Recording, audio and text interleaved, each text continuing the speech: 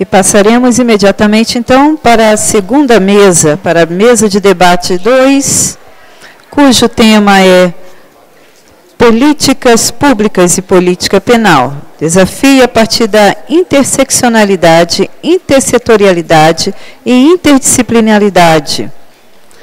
Para tanto, convidamos para mediar esta mesa a professora Fernanda Natasha Bravo Cruz, do Departamento de Gestão de Políticas Públicas da UNB, doutora em Desenvolvimento, Sociedade e Cooperação Internacional. Convidamos, então, a senhora Fiona Macaulay. De novo. Senhora Fiona Macaulay, professora no Departamento de Estudos pela Paz, na Universidade de Belfort, da Inglaterra. Foi professora do Instituto para o Estudo das Américas e pesquisadora no Centro para Estudos Brasileiros e na Anistia Internacional. Convidamos ainda o senhor Luiz Antônio Bogo, professor da UCPEL, doutor em Sociologia pela Universidade Federal do Rio Grande do Sul, doutor em Ciências Jurídicas e Sociais. Possui pós-doutorado em Direitos Humanos e Democracia, também pela Universidade, desta vez pela Universidade do Paraná. E ainda o senhor André Luzi de Campos, que é doutor em Ciências pela Faculdade de Saúde Pública da USP, foi diretor do Centro de Políticas Específicas na Coordenação de Reintegração Social e Cidadania da Secretaria de Administração Penitenciária. Com a palavra, a senhora Fernanda, mediadora da mesa. Boa tarde a todas e a todos. Estou muito feliz de estar nessa tarde com vocês. Ela me apresentou, sou professora do Departamento de Gestão de Políticas Públicas e sou integrante do Laboratório de Gestão de Políticas Penais. Eu acredito que a oportunidade, de mediar uma mesa com respeito às políticas públicas e à política penal, considerando os nossos desafios da interseccionalidade, intersetorialidade, interdisciplinaridade, tem a ver com contemplar um conjunto de reconhecimentos, tem a ver com esse seminário e o Laboratório de Gestão de Políticas Penais reconhecerem os desafios da multidimensionalidade, da complexidade da nossa realidade contemporânea e de possibilidades de repensar essa gestão da política penal. A minha área de pesquisa é a transversalidade no campo das instituições participativas e também por isso eu estou muito feliz de estar numa mesa com pesquisadores, com profissionais engajados nessas redes que tentam promover o atravessamento dos arranjos hierárquicos mais convencionais, fragmentados do Estado, para transformar a ação pública de modo a produzir novas articulações entre sociedade e Estado que sejam profícuas para a garantia da dignidade humana às pessoas privadas de liberdade. Então, eu queria reconvidar, se estiverem nos ouvindo lá fora, os participantes do nosso seminário. Nós seguimos juntos até às 19 horas. E é importante dizer que às 19 horas nós faremos o lançamento de vários livros de pesquisadores do laboratório, inclusive o livro Para Além das Prisões, e a gente vai ter um coquetel. Então, de repente, o melhor momento aí da gente curtir um intervalo vai ser desse pós 19 horas, um momento de diálogo entre os integrantes, entre os participantes desse importante seminário. Então, ao meu lado, professora Fiona Macaulay, agradeço mais uma vez a sua vinda. A professora Fiona, ela estuda as possibilidades de reforma do sistema de justiça criminal, bem como os âmbitos dos direitos humanos, das questões de gênero, as possibilidades de influência da sociedade civil organizada nas políticas nessas áreas. A senhora poderia ser a nossa primeira apresentadora? Sim. Could you be the first one to? Thank you. Thank you so much. Em seguida, o professor Luiz Antônio Bogo Kiss, ele vai partilhar conosco um pouco das suas compreensões com relação à intersetorialidade, interseccionalidade nas políticas penais. Ele atua no âmbito do grupo de pesquisa interdisciplinar de trabalho, estudos criminais penitenciários, no âmbito da sociologia jurídica, da questão penitenciária, execução penal, direito penal, cidadania, acesso à justiça. Finalmente, o André Luzzi terá conosco aí essa responsabilidade de atuar como debatedor, né? E o André, para além de toda a apresentação da sua carreira acadêmica, ele tem uma atuação muito importante no âmbito do Conselho Municipal de Segurança Alimentar e Nutricional, né? Antes do Conselho Estadual de Segurança Alimentar e Nutricional. Ele também coordenou em São Paulo a Ação da Cidadania contra a Fome, a Miséria e pela Vida, e ele atua no âmbito da educação popular, da participação, dos movimentos sociais, relações internacionais, segurança alimentar e nutricional sustentável no âmbito do sistema penal. Então, eu vou passar a palavra à professora Fiona. Muito obrigada. Muito obrigada. Eu gostaria de começar agradecendo o convite de pessoas que eu admiro muito, que têm um conhecimento profundo na área de gestão penal. Cadê o Felipe? Já saiu? Então, o meu primeiro contato com o sistema prisional brasileiro foi 20 anos atrás, quando eu estava na Anistia Internacional com uma representante pesquisando sobre o Brasil. E sempre surgiu essa questão de como reformar o sistema, ou seja, como fazer com que o sistema, pelo menos, permite às pessoas sobreviver e até desenvolver um projeto de vida.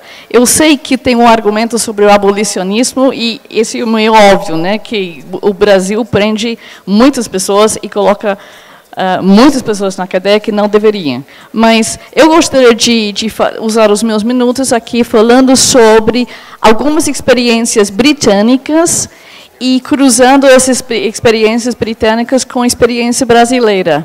Ou seja, que eu espero mostrar algumas técnicas e metodologias, abordagens que podem ser aplicadas aqui.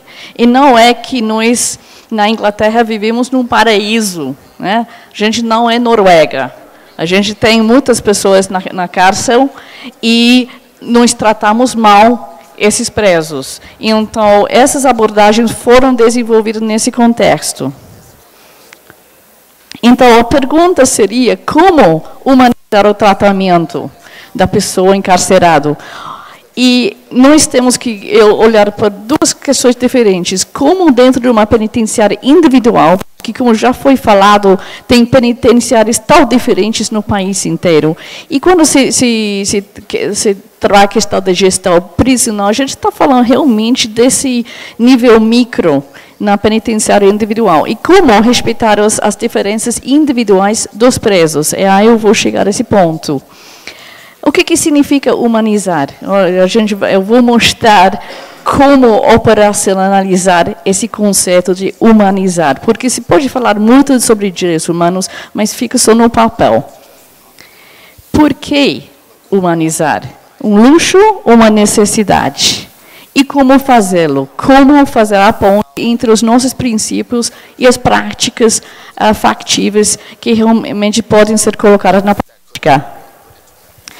Então, eu gostaria de mostrar para você o conceito interessante que é o desempenho moral. A gente não fala muito essa palavra de moral ou moralidade em relação ao sistema prisional. Todos nós sabemos que tem muitas imoralidades dentro do sistema, muita crueldade, muito tratamento desumano.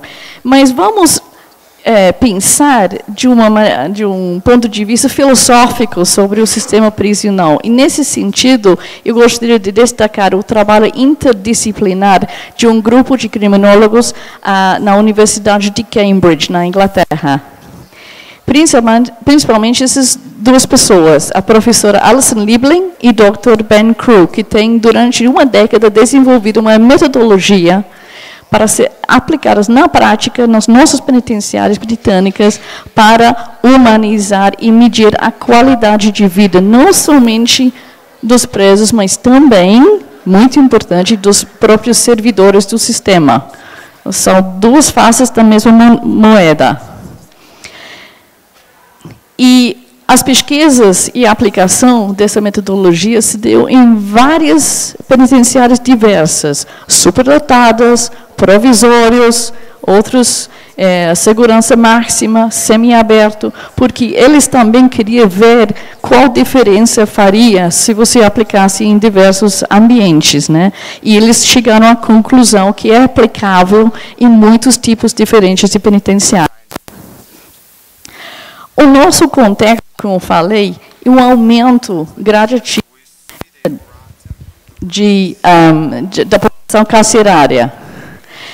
A gente tem um clima de punitivismo já há mais de uma década, com penas muito severos, ou seja, que nós não temos um limite de pena. Aqui é um limite de 30 anos. A gente não tem esse limite na Inglaterra. Você é um preso capaz de morrer mesmo dentro da cadeia. E tem muitos presos já na faixa de 60, 70, até 80 anos, pessoas que vão morrer mesmo dentro da cadeia.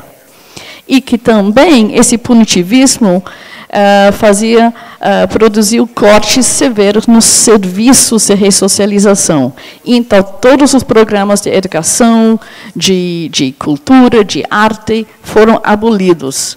Então, esse grupo de pesquisadores trabalha dentro de um contexto onde a pressão psicológica em cima do preso é cada vez maior. Ou seja, que você não tem um lugar de escape mental, seja na cultura, na música, porque esses serviços não existem mais.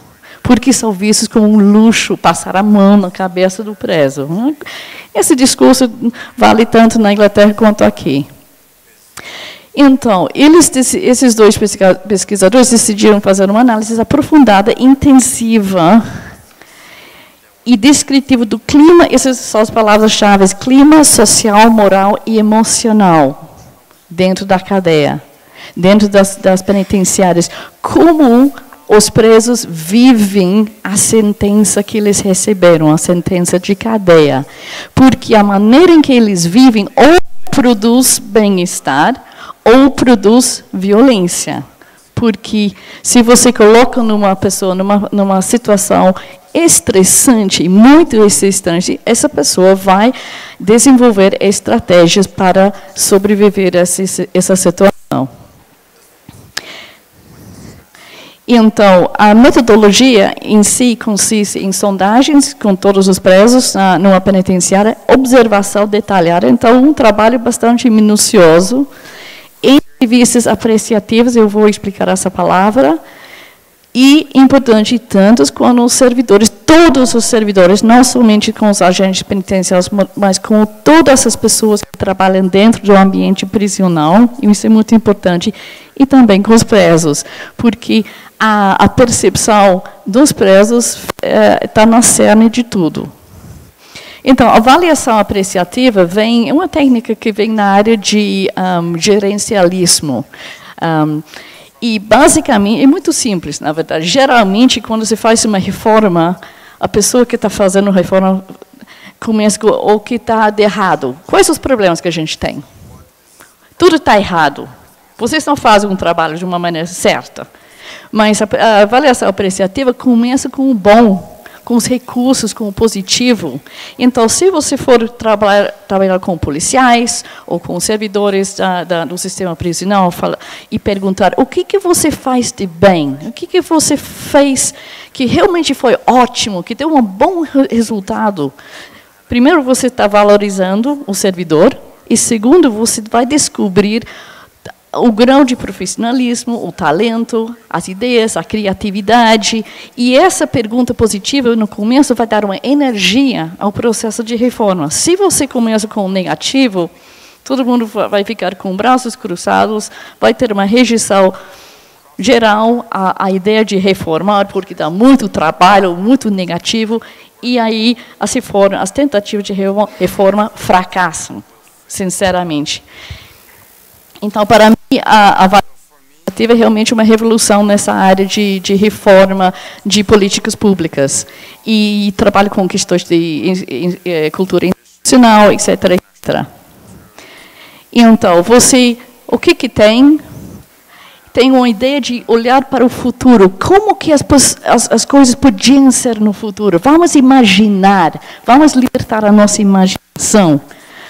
Vamos, em cima essa criatividade, desenhar as políticas públicas, as práticas, procedimentos que vão levar a esse futuro ideal, digamos. Então, é uma técnica bem positiva e orientada para o futuro. E esse é um elemento interessante dessa técnica.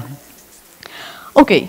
Por que medir a qualidade de vida? Um luxo ou algo bem fundamental na gestão prisional?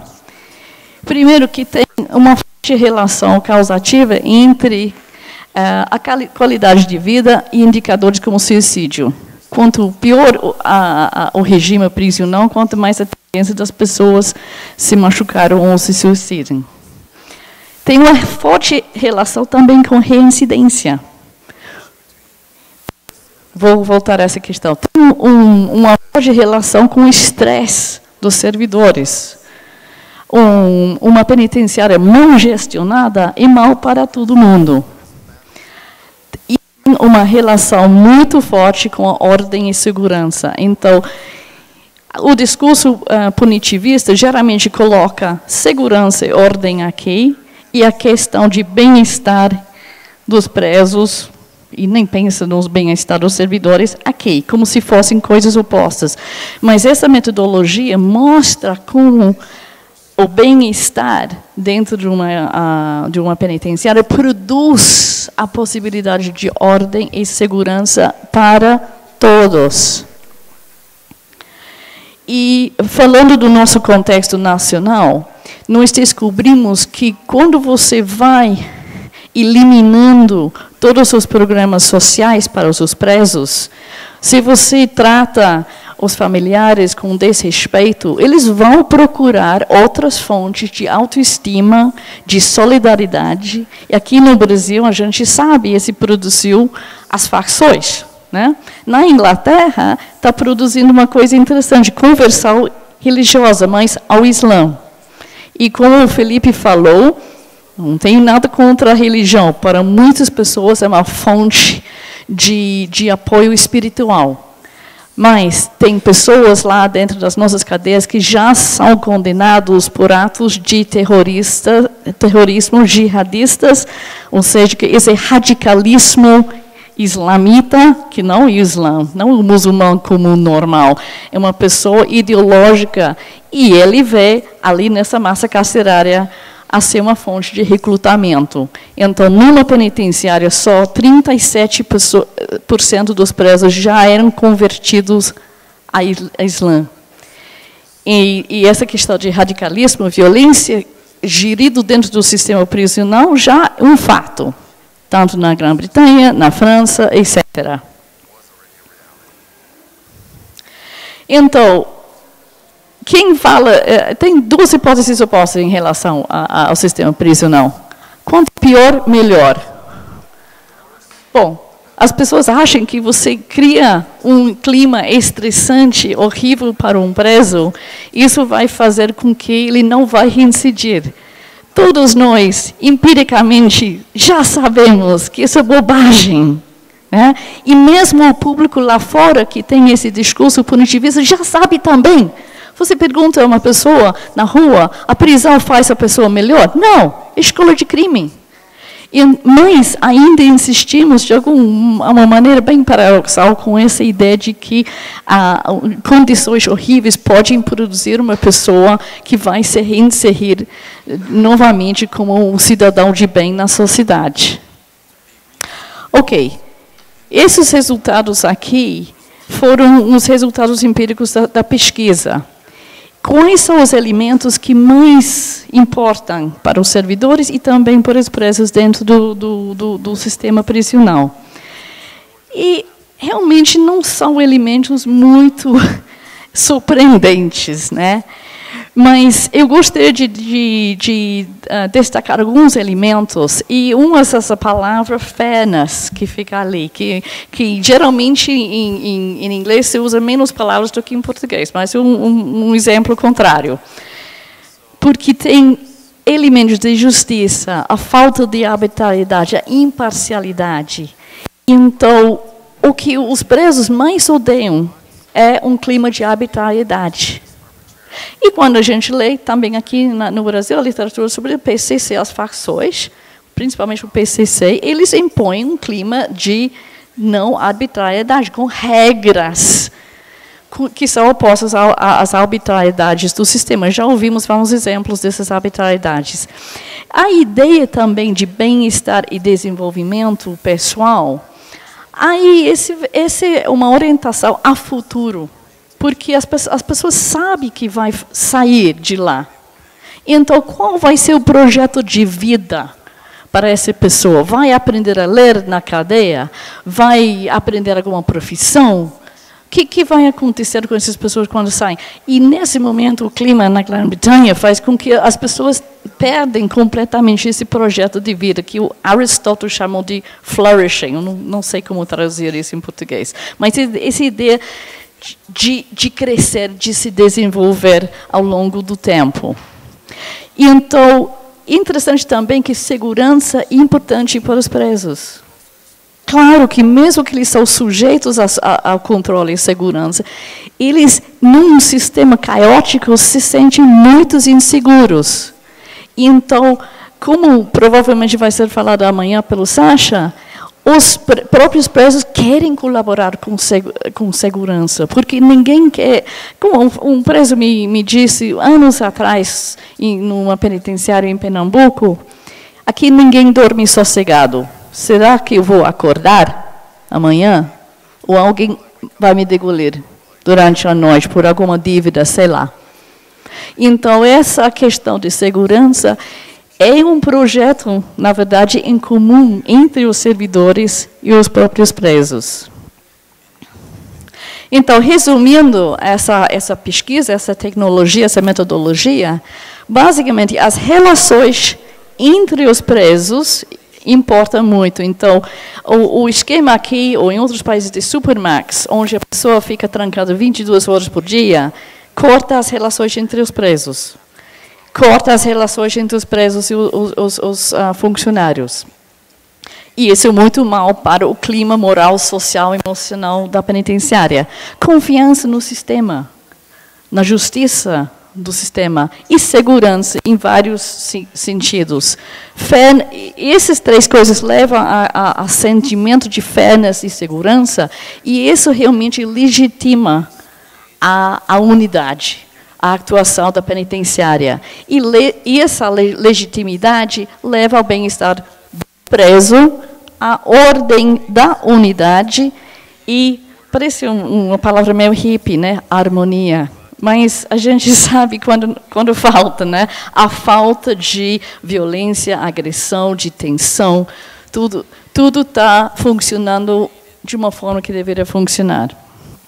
Bom, eu fiquei pensando, se eu tivesse aplicado esse esquema ao Brasil, tem unidades prisionais onde realmente você podia ter uma medida alta de qualidade de vida, porque todos esses pré-requisitos são preenchidos. Não vou ter muito tempo de falar, mas eu fiz um estudo 10 anos atrás sobre os centros de ressocialização no estado de São Paulo, que são administrados numa cogestão entre o Estado e uma ONG local. E, sinceramente, eles são o espelho, o contrário do sistema normal, em todos esses sentidos. Então, eu posso dar mais detalhes, mas eu estou sentindo que o meu tempo está acabando. Bom, deixa eu só dar mais um exemplo, porque uma continuação dessa abordagem de qualidade de vida se deu também na minha faculdade, na Universidade de Bradford. E se tratava mais da diversidade dentro da penitenciária. Como que você pode lidar com as diferenças individuais dos presos com dignidade e respeito? E utilizando exatamente a mesma metodologia intensiva com a apreciação, a investigação apreciativa, e pensando a penitenciária inteira, não uma ala, não uma função, mas a unidade inteira. Ok, na Inglaterra, nós temos várias características protegidas socialmente por lei, a nossa legislação de igualdade. Então, os presos têm que ser, esses são os grupos vulneráveis, segundo, desculpa que está em inglês, idade, a deficiência física ou mental, ou gênero, a identidade de gênero, etnia, religião ou crença, orientação sexual, status civil em relação ao casamento e à maternidade. E os próprios penitenciários têm a obrigação de ter um plano de ação, e não sabia nem como fazer isso. E então, a minha colega descobriu que, basicamente, a gente está pensando essas características, essas vulnerabilidades, de uma forma um pouco equivocada, porque a gente estava fazendo uma lista de características e não entendendo muito bem a interseccionalidade, ou seja, as pessoas são uma combinação dessas características e outras.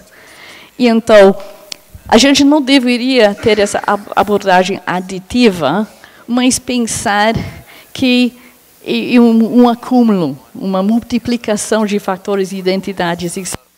E essa conclusão surgiu da pesquisa que fez durante uns 4 anos em 3 penitenciárias da nossa região. E aí se pode ver que as pessoas vão acumulando características. No terceiro coluna, você vê o número de pessoas que têm pelo menos 2 características protegidas. Ou seja, que a vulnerabilidade da pessoa se dá em vários elementos, em momentos diferentes. E em relação ao servidor, como que o servidor enxerga a pessoa?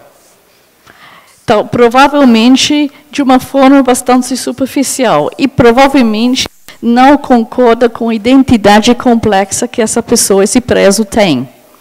Então, essa foi uma metodologia de mostrar para os próprios servidores que a questão de interseccionalidade foi fundamental ao seu trabalho de dignidade e respeito, mas era muito mais complicado e podia ser colocado na prática e de formas práticas. Então, a parte que eu não vou falar, porque me faltou tempo, era que eles fizeram um exercício bem concreto e como que eu posso superar o meu próprio conceito em relação ao preso, seja etnia, seja de classe social, religião, etc., etc. Então, eu acho que fundamental para o servidor nessas penitenciárias era a questão de a diferença entre igualdade e equidade, porque igualdade significa você trata cada pessoa do mesmo jeito.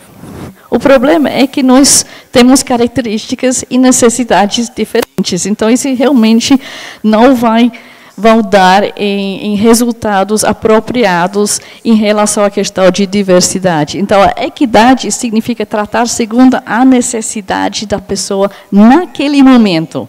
Então, pode ser um preso LGBT, mulher, grávida.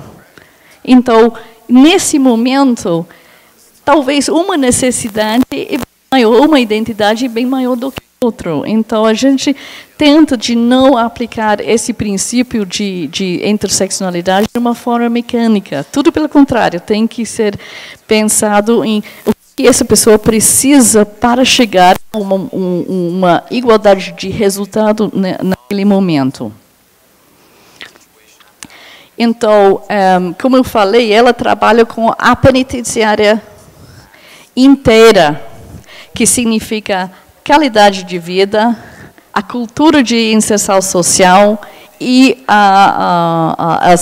os serviços de educação, profissionalização oferecido dentro do estabelecimento.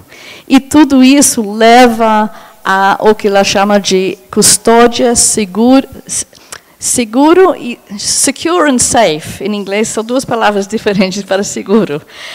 A seguridade, falado em relação ao sistema prisional, geralmente é a seguridade do Estado, a seguridade do público, a seguridade do local prisional. Se fala pouco na seguridade dos presos ou dos servidores. Então, secure and safe tem essas duas faces como palavra. Então, a ideia é de trabalhar com decência e respeito, igualdade e diversidade. E eu acho que esse primeiro, every contact matters, todo contato que uma pessoa tem dentro da penitenciária, tem com um preso, vai ter um efeito. Pode ser a cozinheira, pode ser o porteiro, pode ser a professora, mas se essa pessoa trata o preso com arbitrariedade, desrespeito, isso realmente agrega ao cúmulo de experiências que o preso tem dentro do sistema. Ela me pediu fazer um tipo de propaganda para um evento em Amsterdã sobre mudança positiva. Então, tudo que eu estou falando aqui é como você como é possível produzir mudanças positivas, mesmo num ambiente tão difícil e complicado como uma penitenciária. E é possível. É possível porque nós temos os dados e resultados que mostram que, mesmo com superlotação, etc., isso é possível. Ô, maninho? Tá, vou terminando. Ok, isso é super rápido. Quando eu terminei o meu trabalho com a Anistia Internacional, a Embaixada Britânica na Inglaterra financiou um projeto de melhoria da gestão penitenciária. Eu tinha muitas expectativas desse programa. Tinha pessoas excelentes. Ok, eu quero contar num slide só o que foram os resultados. Ok, eu vou pular em cima disso. Ok. Começou muito bem, com princípios e valores aí que eu descrevi, né? De profissionalismo, de direitos humanos, de uma investigação apreciativa, de um trabalho intensivo com os servidores, etc. Então, tinha tudo para realmente produzir uma reforma que é duradoura. O problema é que, no meio do projeto, se tornou um projeto de gerencialismo. As pessoas começaram a ensinar os servidores os princípios que são ensinados nos business schools, de como gerenciar. Então, essa ideia de uma burocracia penitencialista, aí eles ficaram ensinando como pensar como burócratas. Eles deixaram toda a parte positiva, toda a parte inovadora, e quando eu cheguei lá no DPEM para ver os resultados, eram algumas caixas tristes de papéis só. Então, isso é uma advertência de que as soluções fáceis, gerencialistas, não deixam os resultados duradouros, não melhoram a vida nem dos presos, nem dos servidores. E essas técnicas gerencialistas são muito em moda, né? Igualmente, essas técnicas de controle eletrônico, infelizmente, ou felizmente, o trabalho de reforma e transformação no ambiente prisional se dá absolutamente em base das relações entre as pessoas, presos e presos com servidores. Obrigada.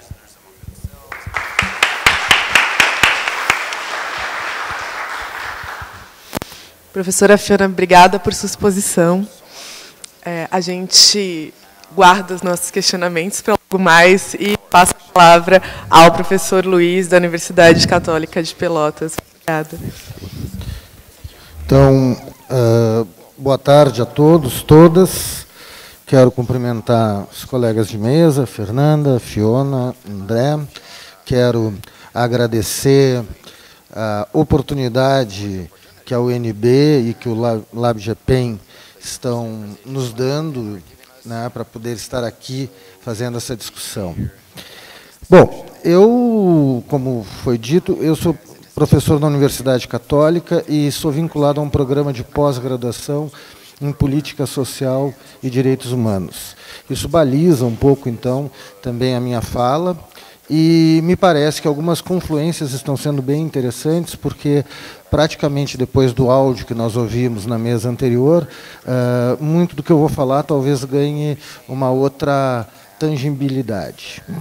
Eu quero começar dizendo que nós trabalhamos com uma noção de questão penitenciária, então toda vez que eu me referir à questão penitenciária, eu vou estar pensando em algo que se constitui e se manifesta por meio de expressões teóricas, concretas, ou seja, políticas, institucionais e práticas, dos paradoxos e das contradições entre os discursos e as promessas acerca do castigo penal pretensamente civilizado e a realidade da sua execução pelos Estados modernos. Desse ponto de vista, essa questão penitenciária ela se evidencia contemporaneamente, principalmente através das intersecções das esferas da política penal, criminal e da política social, por meio de dinâmicas de complementariedade ou substituições. Nós poderíamos já de imediato dizer, então, que a seletividade, desse ponto de vista, ela realmente começa na rua, mas não na rua, naquele sentido que foi falado hoje de manhã, já na abordagem. Ela começa na rua no sentido do acesso ou do não acesso, da ineficácia dos direitos e das políticas sociais. Nós poderíamos usar, então, uma noção, né, de um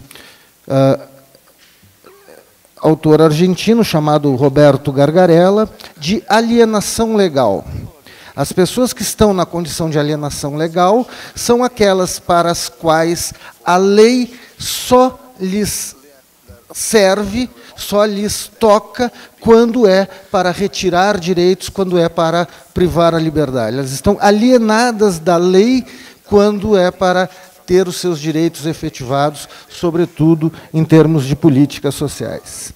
Com direitos e políticas sociais. Com isso, eu já estou estabelecendo também como premissa, né, que a política penal ou a política prisional muitas vezes funciona na complementariedade e na substituição para que se possa não ter política social. Eu não tenho política social, isso terá um resultado, será o resultado, né, que fomenta uma dimensão de desordem numa certa compreensão de ordem, e eu preciso conter essa desordem, e eu contenho através de política penal. Uma nova política penal também deverá, né, nessa concepção que está sendo proposta aqui pelo LabGPEN, também deverá ser pensada como uma política de dimensão social, onde o Estado, no seu aspecto promocional, vai, através do sancionamento, não só reprimir, mas enfrentar as condições de vulnerabilidade daqueles grupos que estão vulnerabilizados. Vamos ter que pensar também o termo da vulnerabilidade, que eu não estou querendo usar esse termo como essencializador, mas querendo reconhecer que essa alienação legal, que esses processos de seletividade, que essa estrutura social é uma estrutura geradora de vulnerabilizações que recaem sobre determinados grupos. Então, a política penal, nesses dois âmbitos, para o bem ou para o mal, ela tem que se assumir como uma política também de dimensão social, né, e, por isso, ela tem que trabalhar na questão da intersetorialidade. Bom, dito isso, eu quero ir para um segundo ponto que também tem uma confluência feliz, porque foi tocado hoje de manhã, foi tocado aqui na mesa anterior, e nós estamos tendo, na cidade que eu moro, eu não comprei a cidade ainda, né? Na cidade em que eu moro, nós estamos também tendo uma situação peculiar que está favorecendo uma potência de um órgão que é o Conselho da Comunidade. A confluência vai, sobretudo, porque já começam as propostas do LabGPEM, trabalhando no seu segundo subitem, do primeiro item, redefinição das competências, a inclusão dos 3 níveis de federação na execução das políticas e serviços. Ou seja, só podemos pensar realmente em políticas de segurança ou políticas penais cidadãs quando incorporamos as noções da segurança cidadã que envolvem a participação efetiva das sociedades locais, né, e a melhoria também dos aparelhos locais. Depois, questões CNPCP. Bom, o Conselho da Comunidade.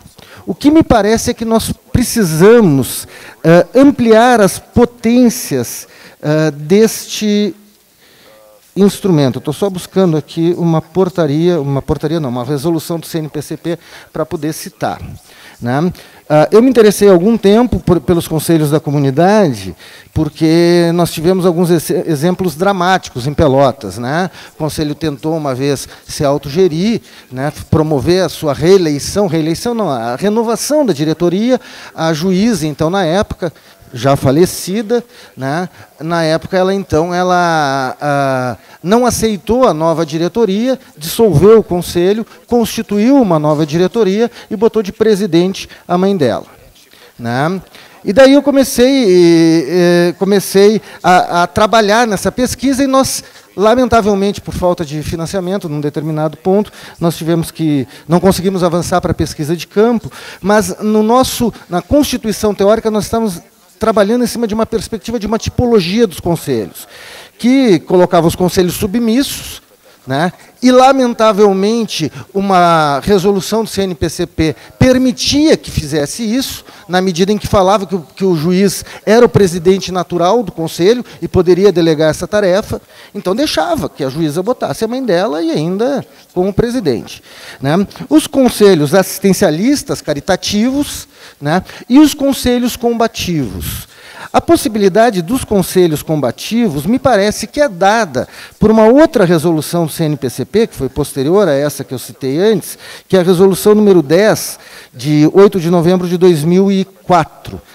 Essa resolução ela é muito interessante, na medida em que, no seu artigo 5º, ela trabalha as incumbências do Conselho da Comunidade, reproduz o que tem na LEP, que é algo muito singelo, que é algo que remete para o assistencialismo e para o caritativo, né, e para o submisso também, né, e a partir do seu inciso 5, esse artigo ele começa a estabelecer um plus, né? E no artigo 5 está, para mim, a mais importante das incumbências, porque está dito o seguinte: colaborar com os órgãos encarregados da formulação da política penitenciária e da execução das atividades inerentes ao sistema penitenciário. Então, foi com base aqui, sobretudo nesse inciso, que nós pudemos aproveitar. Está aqui o professor Bruno, que é da Universidade Federal e que está junto nessa caminhada de aproveitar esse momento de Pelotas, né?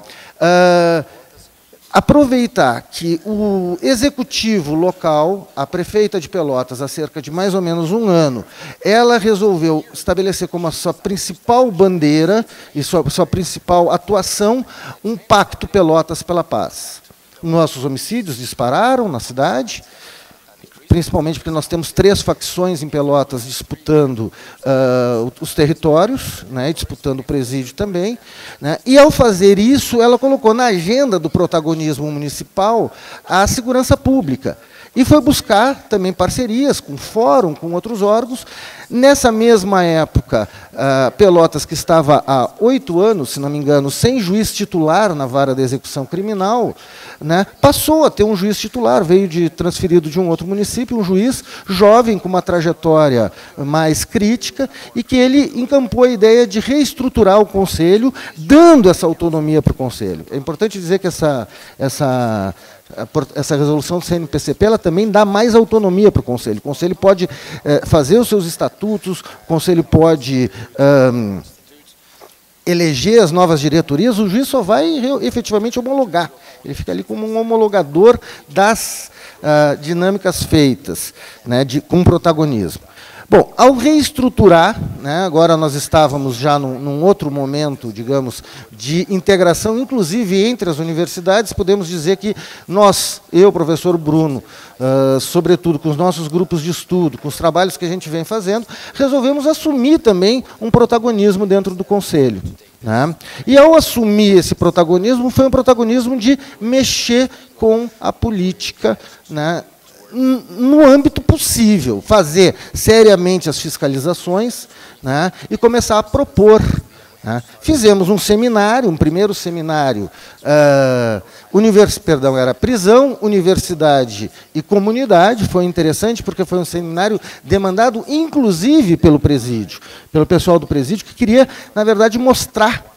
Faltou dizer o seguinte, bom, em maio de 2018, nós chegamos a um ápice, para vocês verem o problema que está o presídio de Pelotas. É um presídio, né, que iniciou sua construção na década de 1950, depois ele vem de puxadinho em puxadinho, ele oficialmente tem 382 vagas, e em maio desse ano ele tinha 1.047 presos, o que dá uma taxa de 315%, mais ou menos. Quer dizer, Pedrinhas, Alcaçuz tiveram suas rebeliões com taxas de ocupação menor do que essas.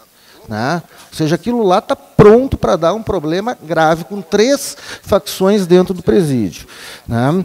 O presídio foi interditado, né? Baixou no mês seguinte para 1.005, né? Foi desinterditado e nos 3 meses seguintes ele começou a subir. Na visita que nós fizemos de fiscalização na última sexta-feira, já estamos com 1.038. Né? Então, isso também tem aquela coisa interessante, né? Interdita, todo mundo se mexe. Teve reunião na prefeitura, teve promessas, desinterdita, para tudo. Depois eu quero falar de algumas armadilhas para vocês. Bom, mas fizemos esse evento, e com esse evento, ao término do evento, nós estabelecemos uma carta, né? E essa carta constou de 15 itens. Né? Dentro desses 15 itens, nós propusemos, entre outras coisas, além daqueles compromissos com desencarceramento, com alternativas penais, com a busca de vínculos e projetos com sociedade, universidade, etc., na linha de saúde, educação, cultura, trabalho com presos, servidores, familiares. Já fizemos o primeiro encontro de valorização do servidor do presídio regional e já temos mais 4 encontros engatilhados, com verba que vamos receber das penas, né, do fundo de penas que é gerido pelo judiciário. Né, e colocamos, entre outras coisas, né, a necessidade do Conselho da Comunidade integrar o GGIM, o Gabinete de Gestão Integrada Municipal, né, e, por exemplo, uma outra sugestão que nós demos era que o Executivo ou o Legislativo elaborassem uma lei que favorecesse, no âmbito municipal, empresas e pessoas jurídicas que contratem mão de obra de encarcerados e egressos.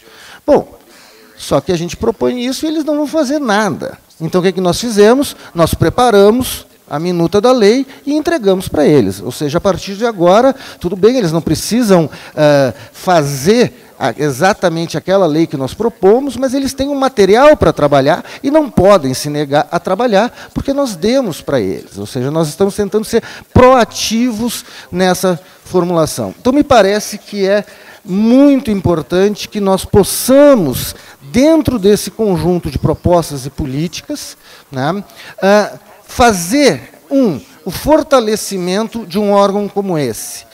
Mas também fazer o fortalecimento de um órgão como esse, estabelecendo, né, revitalizando, talvez pegando essa resolução do CNPCP, revisando ela e tentando incorporar na LEP. Porque tem esse o problema. Ela, apesar de ser de 2004, ela não modificou a LEP. Então, ela não deixa de ser uma resolução. Né? A lei diz outra coisa ainda. Né?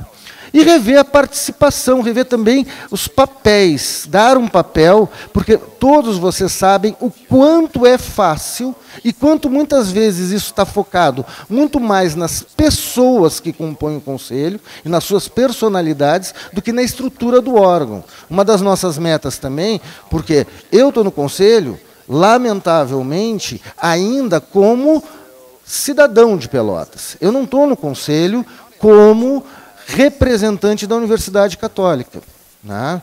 Isso vai fazer o quê? Isso não me deixa morrer. Eu não posso morrer. Porque se morrer, não vem um outro representante fazer o link da instituição. Então, nós queremos uma representação realmente institucionalizada, né? E me parece que isso é muito importante, porque também o Conselho pode, no âmbito municipal, e deve estar dentro das nossas propostas dessa carta, que depois, para quem quiser, a gente troca e-mails e tudo mais, eu posso passar a carta para vocês, né? Está também de que o Conselho tem que ser o principal articulador desse envolvimento, no âmbito municipal. E buscar essa intersetorialidade também. Então, acho que ajusta aqui com essas perspectivas. No entanto, existem armadilhas. Outra coisa que eu quero falar em termos de intersetorialidades, né, é um outro problema, trazendo o exemplo que acontece hoje em Pelotas, né?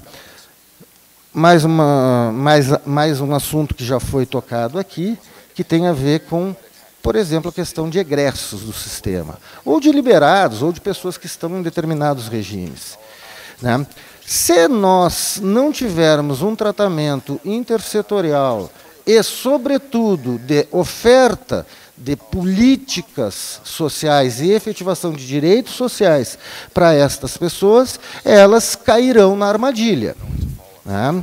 Então, um dos compromissos que foi feito lá, quando interditaram o presídio, foi o seguinte: estava vindo um monitoramento eletrônico para Pelotas. Então, vamos acelerar, né, e terminar, finalmente, a estrutura para poder gerenciar o monitoramento eletrônico. Começou o monitoramento eletrônico. Realmente, a população do albergue, né, semiaberto e aberto, ela está baixando, né?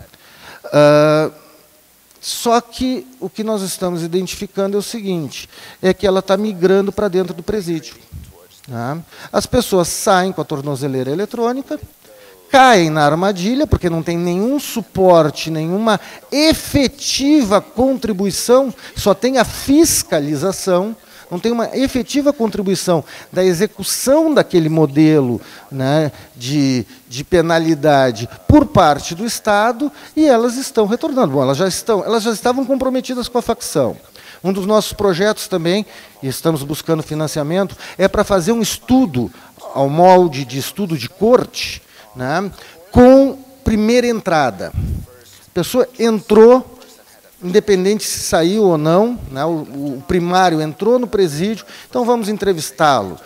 No segundo dia que ele está lá, depois se ele saiu ou não, vamos entrevistá-lo.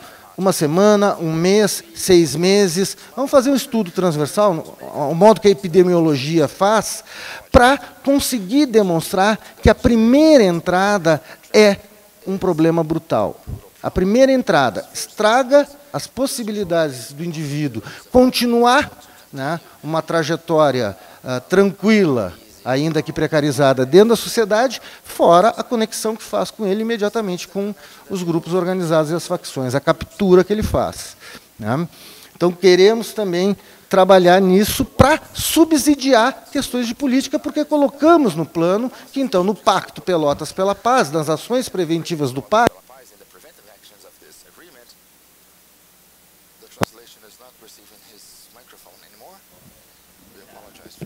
relacionada com a questão da primeira entrada. Se quer prevenir, então tem que prevenir também a contaminação que o cárcere faz a esse indivíduo, prevenindo e evitando com alternativas penais, com outras formas, né, de desencarceramento ou de não encarceramento, a primeira entrada. As armadilhas, então, estão... vou voltar para o ponto das tornozeleiras eletrônicas, está se convertendo numa armadilha. Aqueles que estavam já em semiaberto estão voltando com uma segunda condenação, regridem, quer dizer, um segundo crime, talvez, uma segunda acusação, né? Tem uma tendência muito grande de regredir em relação ao primeiro e ainda de ampliar com uma futura condenação. No entanto, estamos todos felizes porque na estampa do jornal está dizendo que nós já temos tantas pessoas, acho que são mais de 100 em Pelotas, já com tornozeleira eletrônica. Então, a justiça restaurativa é importante? É. No Rio Grande do Sul, em muito, não estou dizendo que todas as experiências, mas em muito, ela foi canalizada para um apaziguamento do preso. A justiça restaurativa, no meu ponto de vista, na maioria das suas atuações, não estou dizendo que foram em todas, ela tem sido uma docilização dos corpos. Apaziguar o preso para que ele volte ou para que ele admita ser um preso bem comportado dentro do presídio. Que isso desvirtua o potencial que está da política criminal, está no Plano Nacional de Política Criminal, de que justiça restaurativa, estratégias de mediação e outras estratégias devem ser alternativas prisionais, alternativas ao punitivismo. Né? E não estratégias para viabilizar o controle punitivo do Estado, que é o que tem se constituído em muitos casos. Bom, nesse sentido é que eu quero, então, tentar concluir dizendo, vamos, né, através de fóruns como esse, qualificar uma lista de propostas que já temos e que parece ser bastante contundente, bastante crítica, completa e complexa. Né?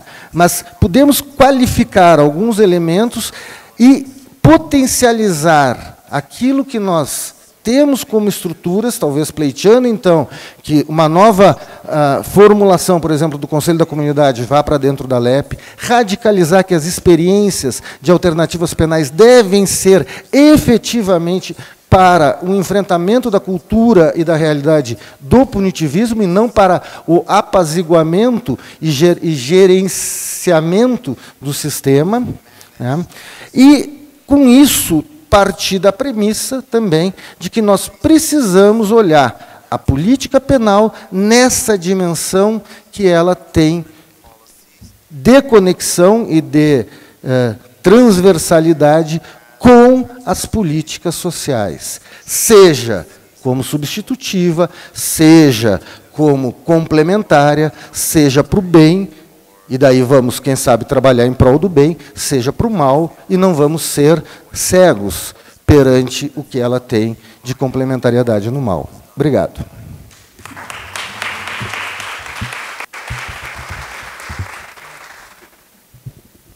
Não só agradecer também, Luiz. Passo a palavra agora ao professor André. Prefere? Tem esse daqui. Estou em pé, viu?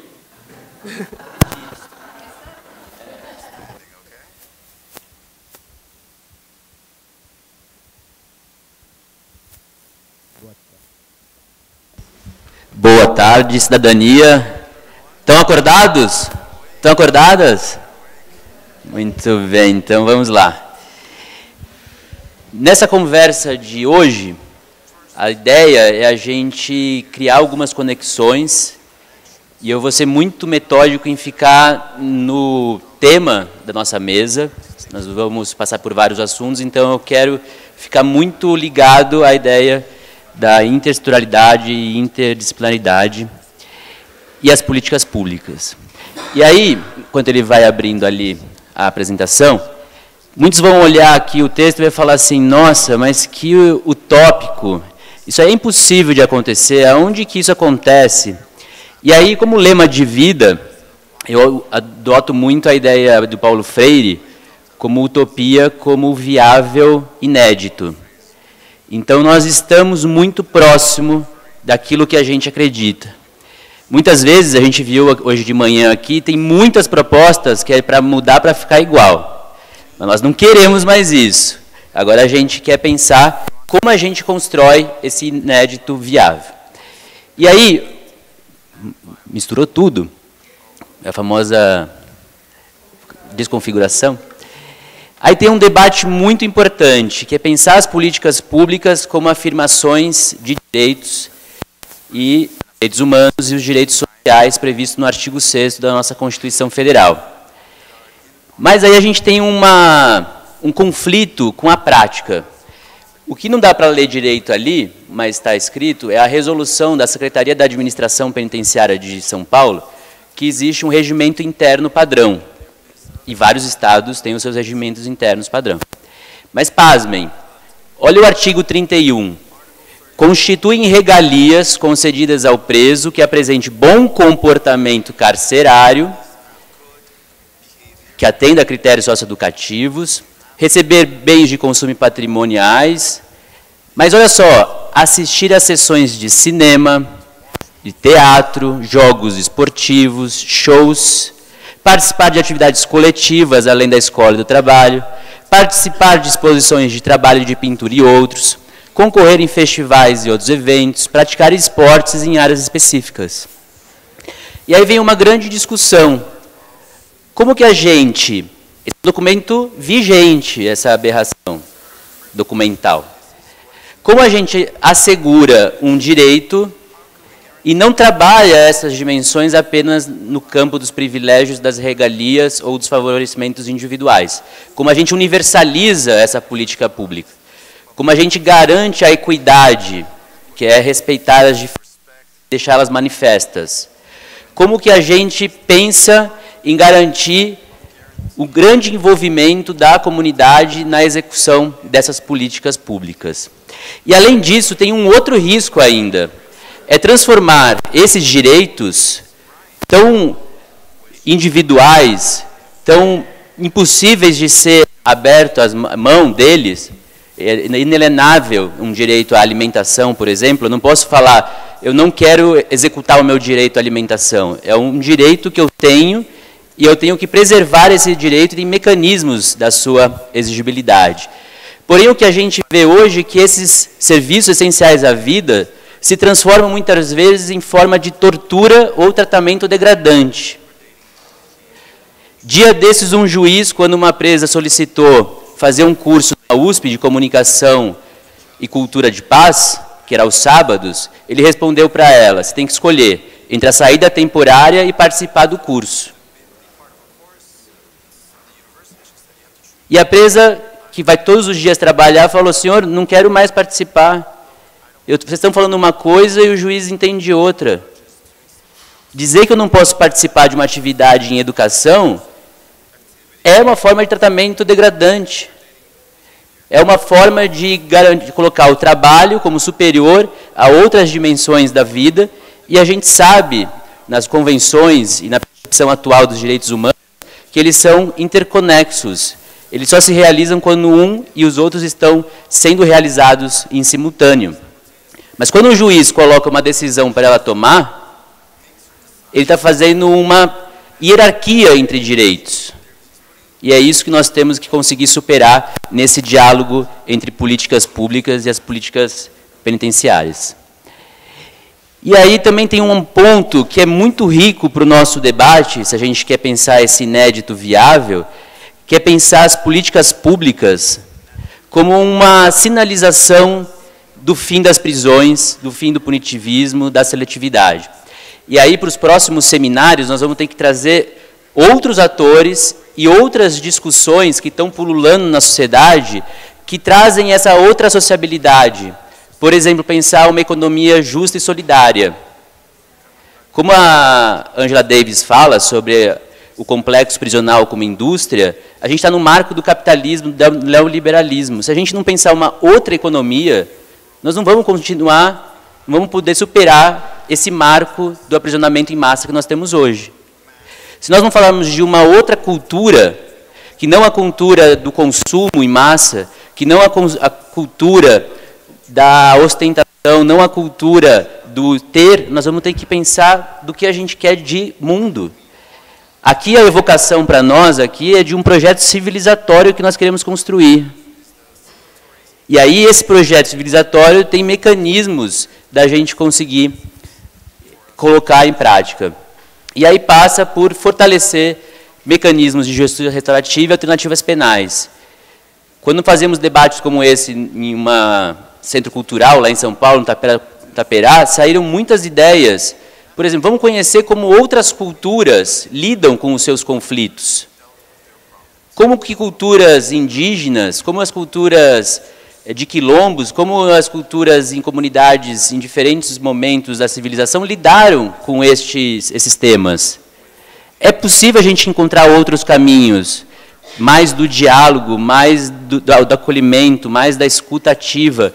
E é por aí que experimentos já estão sendo feitos em outros campos, como no SUS, no Sistema Único de Saúde, acreditem. Apesar de ter muita gente querendo acabar com o SUS, mas as políticas de saúde integrativas já falam dessa outra dimensão da vida. E nós podemos aprender com esses outros saberes que estão nas políticas de saúde, de assistência social, de cultura. E aí, como assegurar essas políticas públicas no âmbito do sistema penal, quando a gente sabe que elas têm muitos desafios para serem concretizados para o conjunto da sociedade? Nós temos desigualdades sociais históricas, marcadas notadamente pelo racismo, pelo machismo, pela misoginia, que isso transforma em determinantes sociais, econômicos, para acessar serviços, para acessar políticas públicas, para assegurar uma vida plena. Nós sabemos que tem hoje anunciado, por medida provisória, cortes em gastos públicos no campo social por 20 anos. Então, como a gente quer demandar os outros sistemas de políticas públicas, como o Sistema Único de Assistência Social, o Sistema Único de Saúde, o Sistema Nacional de Cultura, o Sistema Nacional de Igualdade Racial, o Sistema Nacional de Segurança Alimentar e Nutricional, como é que a gente vai articular todos esses sistemas para pactuar com o sistema penitenciário de políticas penais e construir essa grande propósito de uma unidade entre os vários serviços públicos? No Brasil, a gente construiu uma grande engenhosidade social e de gestão, que passa pelo menos por 4 itens. Não é gerencialismo, mas que é necessário a gente se apropriar desses marcos, que é olhar, então, para os sistemas. Os sistemas se compõem por políticas, os seus programas de operacionalização e planos. Então, de que maneira a gente vai colocar em cada uma dessas áreas do conhecimento e dos serviços os temas relacionados ao sistema penal. Porque nós, na prática, lidamos com a necessidade de pactuar, de construir procedimentos, construir protocolos, e, às vezes, nos diferentes níveis de governo, não há um entendimento sobre a necessidade de articulação de todas essas práticas. E aí é um estudo de caso, vamos falar assim, para onde nós tentamos experimentar e pôr em marcha uma iniciativa que aborda a questão da segurança alimentar e nutricional no sistema prisional e tentar permear com todos esses marcadores, até que a Fiona trouxe, os marcadores identitários, os marcadores de classe, sociedade. E aí nós desenvolvemos um projeto chamado Diversidade à Mesa, que era um curso de auxiliar de cozinha para as travestis e pessoas trans do presídio do Belém 1, lá em São Paulo. E aí nós consideramos o que estava nas regras de Mandela, o que consta na Carta Política do encontro da Conferência Nacional de Segurança Alimentar, e fomos fazer um caminho importante de estar com a sociedade. Nós conversamos com os chefes de cozinhas, nós conversamos com as organizações que atuam no campo da diversidade sexual, o Museu da Diversidade, a Secretaria de Justiça e Cidadania de São Paulo tem a coordenação de políticas para a diversidade sexual. Nós fomos dialogar na Feira Cultural da Parada LGBT sobre a questão da população LGBT e o sistema prisional. Então, estar com a sociedade foi um importante sinalizador de como deveríamos atuar e construir isso também com a população prisional e seus familiares. A gente quis experimentar uma outra forma de desenho institucional e de desenho de projetos. E, ao mesmo tempo, ao longo da iniciativa, nós tentamos influenciar os diferentes segmentos, como sindicatos, meios de comunicação, as universidades, para estar conosco nessa prática e garantir, como foi colocado aqui, um dos desafios, que é a empregabilidade da população egressa e de seus familiares, mas não apenas no convencimento dos empresários, mas do que está constituído como um sistema nacional de trabalho, emprego e renda, que é um outro campo de saberes. Muitas iniciativas, como a Maria Nilde Marcellani e outros pensadores, e Lucy Tanguy na França, que discutem os itinerários formativos de qualificação profissional, que fala do trabalho assistido, orientação vocacional, e criar esse ambiente para o fortalecimento do protagonismo dos egressos no seu retorno à sociedade.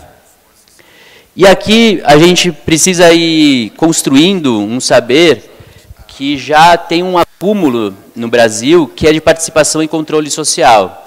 Se o Brasil tem uma diferença de muitos outros países, é a nossa criatividade em organização de processos participativos. As conferências públicas, os conselhos de participação social. Alguém aqui já participou de alguma conferência de saúde? Levanta a mão. De educação. De segurança alimentar e nutricional. De cultura. Você vê que o contraste é bom para a gente entender onde nós temos que estar. A gente precisa ir para uma reunião de um Conselho Municipal de Segurança Alimentar e falar do sistema penal. A gente precisa ir para uma reunião do Conselho de Saúde e discutir a PNAISP, a Política Nacional Integral de Saúde do Sistema Prisional. Nós precisamos estar nesses ambientes de convergências, nas audiências públicas e construindo esses novos marcos.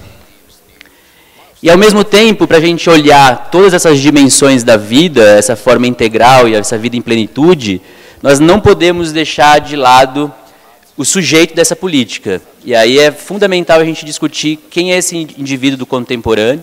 E aí existe um conjunto de autores que analisam essas práticas sociais e esses indivíduos. Ulrich Beck, nós temos a Nancy Fraser, como a gente comentava hoje de manhã. Temos Anthony Giddens, que a gente tem que lançar mão também de um campo de especialistas nas ciências sociais e humanas, mas também as ruas nos informam muitas coisas.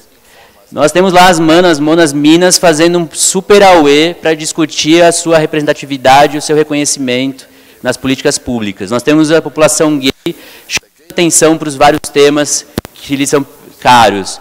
Nós temos os negros como na rede de resistência e proteção ao genocídio da população negra, que é uma rede super atuante, mostrando que eles não querem mais ser mortos, não querem mais tomar esculacho, não querem mais ser presos, e a gente tem que ter escuta ativa, sensível a esse protagonismo dos negros e das juventudes. As periferias também estão inflamadas. Se a gente não olhar, não fizer recorrer a esses ambientes, das centrais de penas alternativas comunidades, das centrais de atenção aos egressos e familiares, se a gente não construir com as escolas essa audição, nós vamos ter muita dificuldade de construir um plano de ação de fato efetivo. E também uma coisa que é muito surpreendente, o processo de criminalização das populações do campo e das florestas. É também uma situação muito assustadora, a quantidade de populações indígenas ribeirinhas presas, principalmente em razão dos conflitos com os arrozeiros, com o agronegócio, e a gente tem que entender a razão disso e pensar políticas emancipatórias para essas populações, que respeitem as suas culturas, alimentação, forma de ancestralidade. Por exemplo, a unidade prisional não aceitou que uma pessoa indígena tivesse no seu rol de visita 2 companheiras, porque na concepção branca, ocidental, religiosa desse gestor, apenas havia uma concepção de família. Então é por isso que a gente tem que ser muito atento para não cometer violências. E por aí, para ir finalizando, tem um aspecto que a gente tem que, desde dentro da unidade prisional, dos serviços de atenção aos egressos e aos prestadores de serviço à comunidade, é democratizar e disputar a comunicação. Se esses sujeitos estão aportando elementos para uma política pública, nós também precisamos estar com esses familiares, estar com essas pessoas presas, os prestadores, para pensar iniciativas no campo das narrativas, de pensar as suas biografias, de fortalecer as suas identidades e pertencimentos. E aí tem 2 ações que nós estamos desenvolvendo, que é um curso de audiovisual e gênero para mulheres presas, e um fórum de cultura, trabalho e cidadania envolvendo o sistema prisional, os vários coletivos de artistas, a cooperativas de teatro, dança, também a Secretaria de Cultura, para a gente discutir o cofinanciamento dessas políticas públicas. porque isso traz um elemento prático. Como é que a gente tem recurso dos diferentes campos para desenvolver essa política? E não está de ponta cabeça, é que o Frei Beto ele sempre diz que todo ponto de vista é a vista desde um ponto. Então a gente precisa saber de que ponto a gente está vendo e ver todo mundo junto para a gente caminhar juntos. Mas podemos ver de vários ângulos e às vezes a gente está vendo coisas diferentes e elas aportam muitos caminhos possíveis. Um abraço. Mas o e-mail está correto, é luze@usp.br.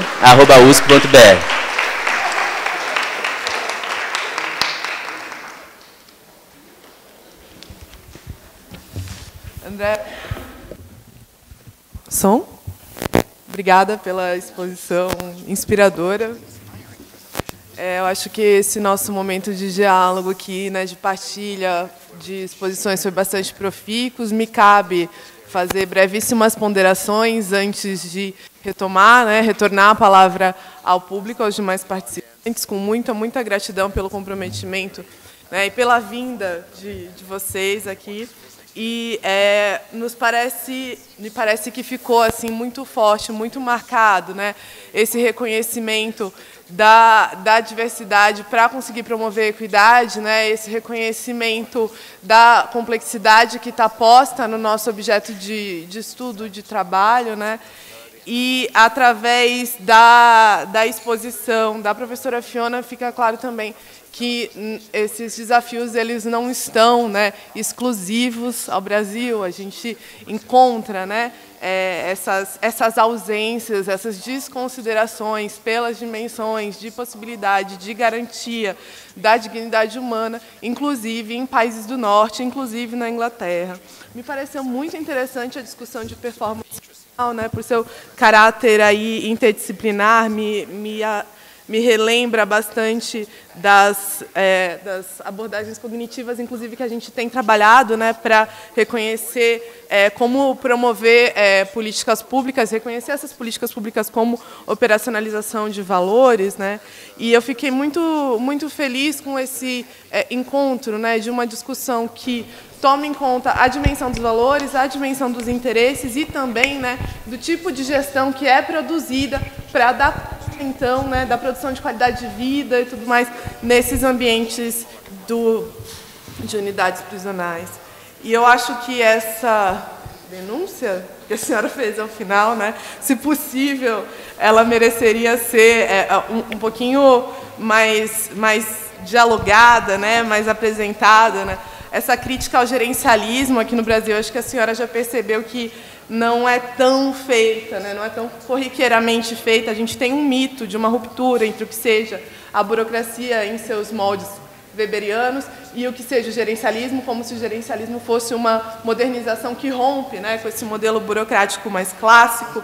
E o que você está fazendo é partilhar conosco as continuidades, né, do que seja o procedimentalismo e do que seja essa impossibilidade da gente trazer, né, os objetivos de lucro que fazem tanto sentido para o âmbito privado, para o nosso métier do Estado, que é outro, né, que é de garantia de direitos. Então, a gente tem, por um lado, né, um mito de uma ruptura e, por outro lado, esse descompasso entre objetivos diferentes. E me parece que se o tempo não era suficiente naquele momento, talvez possa ser um pouquinho agora, para a retomada desse argumento tão importante para a gente pensar a gestão de políticas penais, né. Também foi muito interessante escutar, Luiz, e aí eu destaco, né, com muita força, o caso de Pelotas nos parece que evidencia as ambivalências dos processos participativos, né? De certa forma, esse caso ele pode ser tomado mesmo como emblemático, né, das dificuldades de se pensar as possibilidades de participação. No nosso campo de públicas, a gente tem uma discussão, retomando uma abordagem francesa na área de políticas públicas, enfim, mas também está em outras abordagens, que é dos instrumentos de ação pública. Me parece que tomar em conta como esses instrumentos de ação pública, eles são, né, de fato, capazes de oportunizar e de constranger ações, inclusive de dizer quem pode ser representante ou não, né, dessas instâncias que se dizem democráticas é muito importante. Então, acho que ao trazer, né, essas resoluções, também a gente traz essa permissividade de se dizer quem pode ser ou não o porta-voz, né, de instituições aí tão pensadas para se promover transformação, mas que, de fato, muitas vezes só repercutem práticas mais convencionais e que poderiam ser feitas por outros sujeitos, né, outros sujeitos do Estado em sua convencionalidade. Me parece muito estranha essa noção do senso comum, né, de que esses instrumentos, como resoluções, portarias, eles são neutros, ainda que sejam escritos por pessoas que pensam que têm interesses e que, né, querem manter uma determinada ordem, né?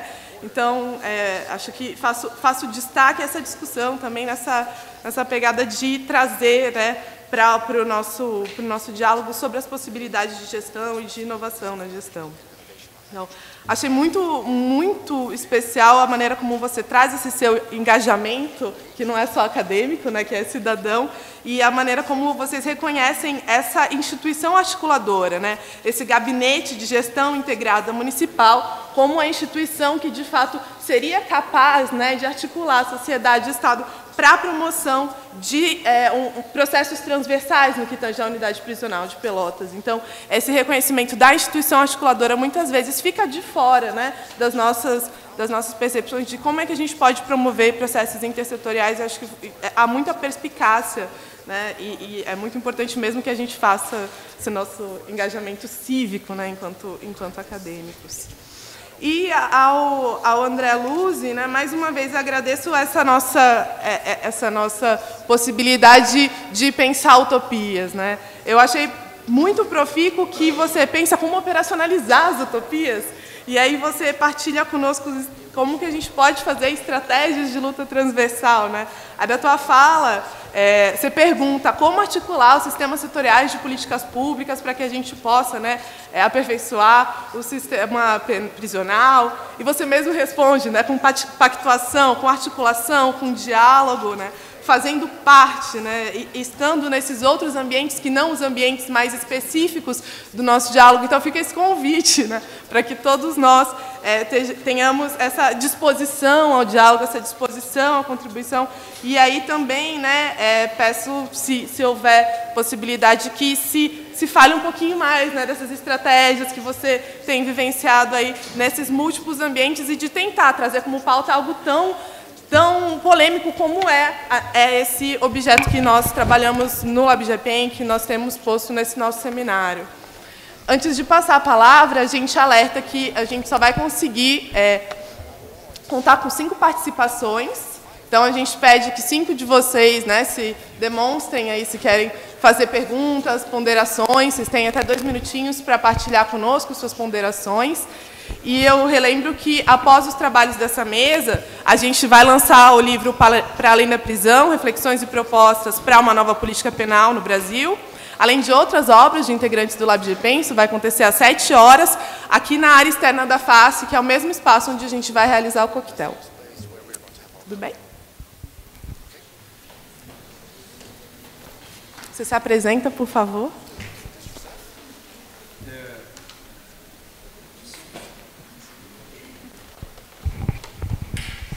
Meu nome é Alexandre, eu sou defensor público federal e eu queria fazer alguma colocação e depois também uma pergunta para a mesa.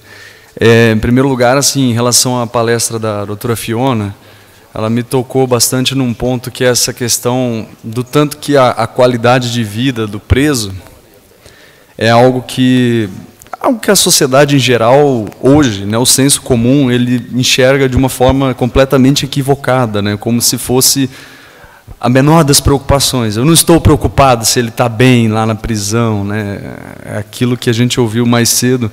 Se houvesse uma masmorra, tanto melhor, né.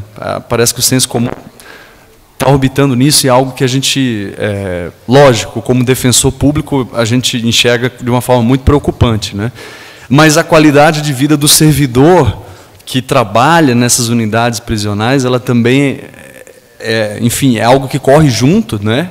E que parece que tem um ponto de contato um pouco maior com esse senso comum, porque o servidor poderia ser uma dessas pessoas de bem, né? Enfim, Eu digo isso porque eu fui defensor em Campo Grande e atuei no Presídio Federal em Campo Grande. Eu não sei se vocês conhecem, mas ele fica logo ao lado de um aterro sanitário. E aquilo ali por si é penoso, aquilo ali é praticamente uma pena corporal. Eu, como defensor, eu fazia visitas semanais, pelo menos, para atender os presos, e confesso que saía de lá com o estômago revirado, porque o cheiro era praticamente insuportável, né? Existe uma ação civil pública lá tramitando, pedindo a interdição daquilo lá, mas, enfim, não vem ao caso a gente discutir isso, mas para ver o tanto que corre junto, né? Ali os servidores sofrem tanto quanto os presos essa questão, e o presídio foi feito assim, de uma forma, já se sabia que o lixão estava lá, era lixão, virou aterro sanitário depois, quando da construção do presídio. Então, para ver o tanto que o Estado não pensa nisso, o quanto a gente está longe de pensar na qualidade de vida do preso e da... Agora, num outro sentido, o que eu queria fazer uma interconexão é que me preocupa muito esse momento que a sociedade brasileira está vivendo, que é essa polarização extrema, né, na política, né, do que esquerda, o que é direita. Parece que não há mais um diálogo, né, e de alguma forma eu tento enxergar algumas interconexões, e no sistema de justiça seria essa função retributiva da pena. O sujeito que tem na família é vítima de um crime ou coisa assim, ele tem, parece que tem um sentimento legítimo de querer ver uma punição para o indivíduo que cometeu o crime, né? E eu gostaria de ouvir da mesma reflexão do tanto que talvez a justiça restaurativa ela pode servir como elemento de interconexão, uma satisfação para a sociedade, ao invés da pena privativa de liberdade, ou, enfim, como uma alternativa, né? O tanto que a justiça restaurativa pode ser esse elemento de conexão para satisfazer essa necessidade de punição, de alguma forma, de retribuição pelo mal praticado pelo criminoso, né? Com a necessidade de ressocialização, reinserção do preso na sociedade, enfim. É isso, essa é a minha dúvida, a minha colocação. Obrigado.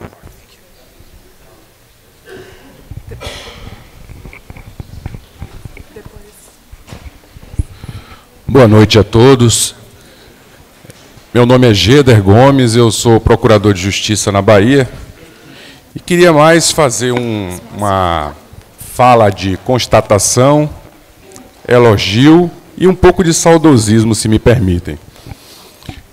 Tive a oportunidade de presidir o Conselho Nacional de Política Criminal e Penitenciária, à época trabalhando com Valdirene, com nomes muito, digamos assim, lembrados, como é o caso do Carlos Veiz, em São Paulo,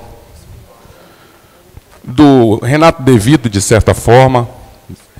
Trabalhamos com pessoas como Renato Flávio Marcão, Ela Vieco, que todos conhecem aqui, e tantos outros que puderam contribuir naquela época. Eu falo dos idos de 2006 a 2012. Me inquietou uma observação sobre as resoluções. E digo por quê. Eu lembro dos debates bastante acalorados e sempre numa vertente. Nós tivemos uma época presidida pelo Sérgio Salomão Checaira. A Palma fala dele melhor do que qualquer pessoa, né?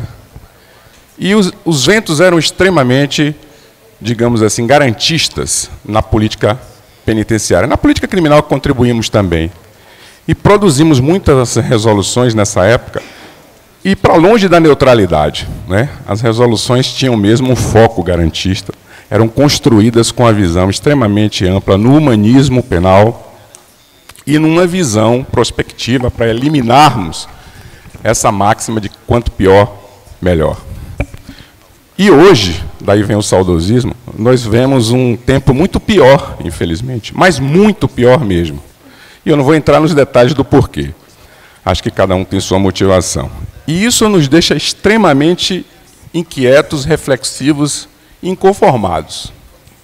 Daí vem o elogio a iniciativas como esta, onde, de alguma forma, eu me sinto aqui resgatado, né? Não só pelas pessoas que mencionei, mas pelo pensamento que escuto, pela energia que flui, e eu até vou usar uma palavra forte, pela capacidade de resistência que nós estamos demonstrando.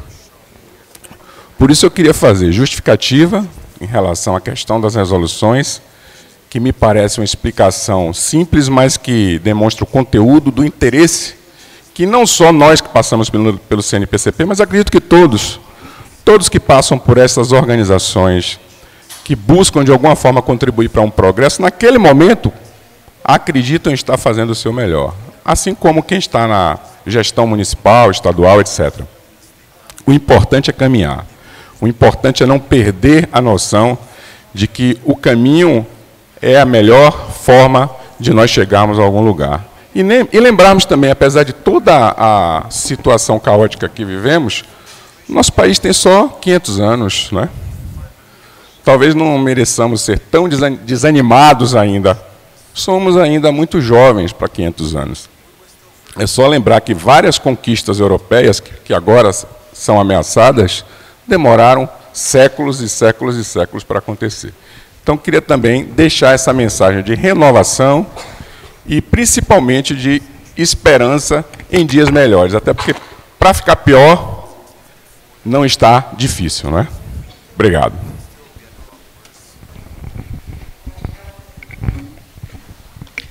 Boa tarde.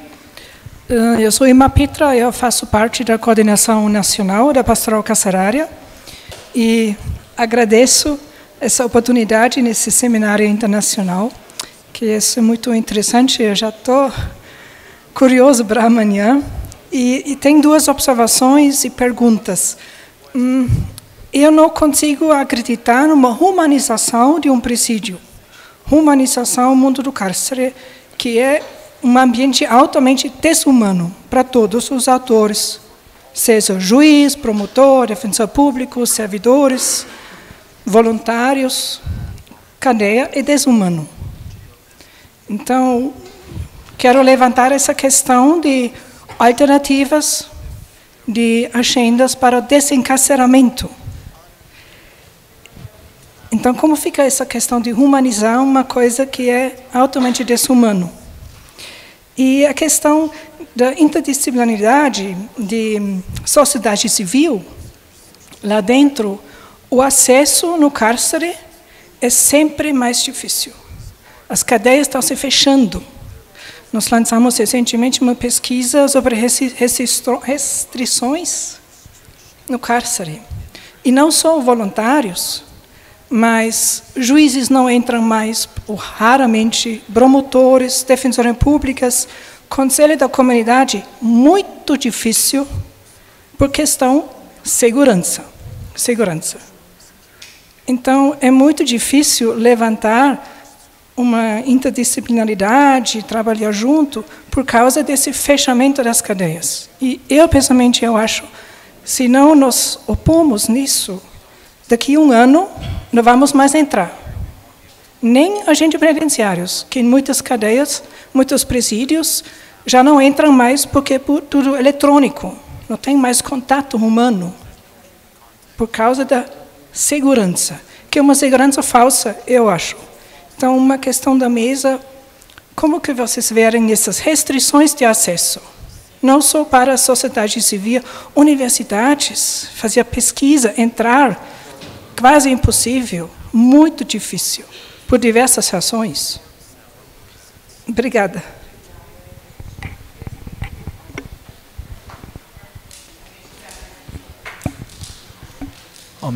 Meu nome é Marlon, eu sou defensor público no Rio de Janeiro. Lá eu estou no Conselho Penitenciário e na coordenação do Núcleo do Sistema Penitenciário da Defensoria. São 37 defensores e suas equipes que trabalham fazendo atendimento às unidades prisionais. E eu trabalho muito com tutela coletiva. Especialmente nos últimos meses, sobre todo o tratamento penitenciário que falta no Brasil de um modo geral e no Rio de Janeiro também. Eu queria perguntar à professora Fiona, na verdade, queria muito te ouvir sobre uma coisa que você disse que ia falar sobre, mas o tempo realmente é pequeno, que é, nesse estudo, a relação entre um tratamento modelado numa forma e a reincidência. Para mim é muito óbvio que tem relação, para muita gente não, mas eu queria saber, dentro desse estudo, como é que foi estabelecida essa relação.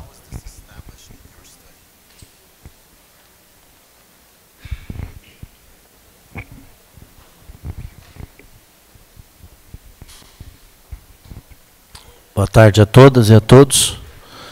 Meu nome é Marco Antônio da Rocha, eu sou assistente social no Paraná, sou servidor do Ministério Público e sou professor universitário.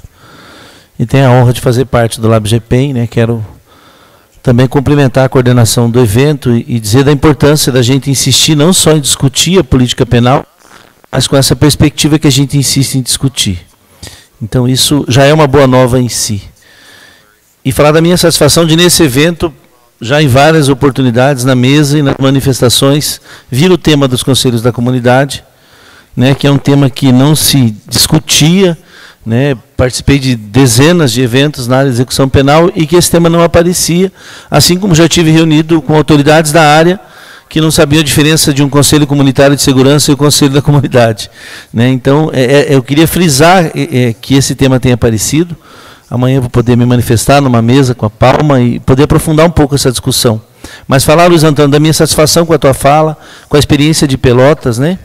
E que esse tema está surgindo para a gente debater e pode ser um indicativo sério de que chegou o momento de nós pensarmos que a prisão não muda se a sociedade não entrar lá dentro e ver o que está acontecendo. Porque o preso olha para a sociedade e diz, hoje estou contido, amanhã estarei contigo. Então é melhor que você se preocupe com o que está acontecendo aqui dentro. Né? Então, falar da minha felicidade com essa tua fala e da disposição para a gente seguir trocando aí algumas figurinhas a respeito dos conselhos. Obrigado. A gente retorna a palavra para a mesa. Então, cada um dos expoentes vai ter 5 minutos para fazer o retorno às 5 questões que foram realizadas. Obrigada. Está funcionando. Ok, uau. Eu vou começar com a última pergunta sobre a relação entre reincidência e qualidade de vida. Como todos nós sabemos, é super difícil medir em termos estatísticos a questão de reincidência, porque tem tantos buracos e dificuldades metodológicas e que também, se você está tratando de populações carcerárias com sentenças longas, 30 anos, por exemplo, é impossível você medir realmente de uma forma científica. Então, a medida seria mais qualitativa. Então, se uma pessoa encarcerada está desenvolvendo um projeto de vida, que tem contato com a família, tem namorado, tem filhos, tem contato com esses filhos, tem uma profissão que ele desenvolveu lá na cárcere, tem algum projeto de vida para depois da cadeia, isso me leva a pensar, e basicamente foram dados qualitativos nessa pesquisa, que essa pessoa tem muita motivação para não reincidir, porque já tem todos os elementos necessários para não reincidir. Mas, em termos estatísticos, seria uma mentira dizer que os dados estatísticos mostram essa relação. Em relação aos centros de ressocialização, que eu mostrei, que são bastante parecidos aos famosos APACs, a mesma coisa. As pessoas falam em reincidência muito baixa. Eu acho que não é por aí que a gente deveria medir a eficácia e o impacto desse tipo de estabelecimento penal. E realmente no âmbito de qualidade de vida de todos, e quero enfatizar essa questão dos servidores mais uma vez. Em relação aos outros, tinha uma pergunta sobre a justiça restaurativa, e certamente é um instrumento muito importante para usar, digamos, para satisfazer a vítima. Ou seja, que geralmente o vítima de crime não quer a punição, bom, possivelmente quer a punição do infrator, mas além da punição querem ser ouvidos, qual era o impacto na minha vida, uma desculpa, uma coisa tão simples como uma desculpa. Quem fez a pergunta? Foi? Desculpa. Mas eu acho que, voltando a essa questão do senso comum do público, né? Ou seja, que se essas práticas são basicamente invisíveis, se a pessoa na rua só vê a cadeia e não sabe que está sendo feito todos esses outros tipos de medidas e respostas, claro que igualmente com a policiamento comunitário, se eles não sabem o que está acontecendo, não vai acreditar que tem um impacto. Então, eu acho que é um trabalho de comunicação também, de parte dos órgãos de segurança pública e de justiça criminal. E o que mais que eu estou perdendo aqui? A questão, a ideia de humanizar uma penitenciária. Eu entendo perfeitamente essa lógica, e mesmo essas pequenas penitenciárias maravilhosas, os centros de ressocialização, os APACs, as pessoas que passam pelas portas, a maioria dessas pessoas não precisam estar numa cadeia.